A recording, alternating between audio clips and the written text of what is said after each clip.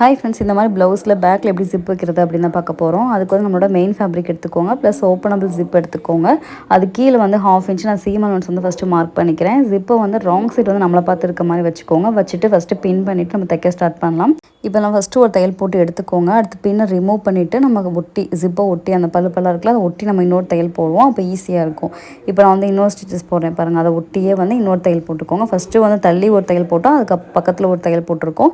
இந்த மாதிரி 2 தையல் போட்டு எடுத்துக்கோங்க. இந்த மாதிரி ஒட்டி தையல் போட்டு எடுத்ததுக்கப்புறம் நம்ம லைனிங் துணி எடுத்து அதுக்கு மேலே கரெக்டாக இந்த மாதிரி வச்சுட்டு பின் பண்ணிக்கோங்க. பின் பண்ணிவிட்டு நீங்கள் உள் பக்கமாக நம்ம தையல் போட்டோம்லாம் அந்த பக்கமாக பார்க்குறப்ப உங்களுக்கு ஏற்கனவே தையல் தெரியும்ல, அதே அந்த தையல் இருக்கிறதுலேயே வந்து தையல் போடுங்க. அப்போ வந்து உங்களுக்கு ஈஸியாக இருக்கும். இப்போ லைனிங் பக்கமாக பின் பண்ணிவிட்டு நம்ம உள் பக்கமாக திருப்பி இந்த மாதிரி தையல் போட்டு எடுத்துக்கோங்க. அது மாதிரி கீழ் பக்கம் நம்ம 1/2 இன்ச் கொடுத்துருந்தோம்ல, அதே லைன்லேயே திருப்பி ஒரு தையல் போட்டு எடுத்துக்கோங்க.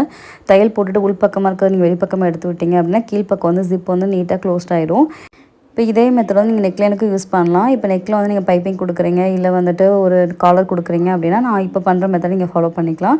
இப்போ நம்ம 2 பக்கமும் இதே மெத்தடில் ஜிப் வச்சு தைச்சிட்டிங்க அப்படின்னா ஈஸியான மெத்தடில் ப்ளவுஸ்க்கு வந்து ஜிப் ரெடி ஆயிரும். நீட் ஃபினிஷிங்காகவும் இருக்கும்.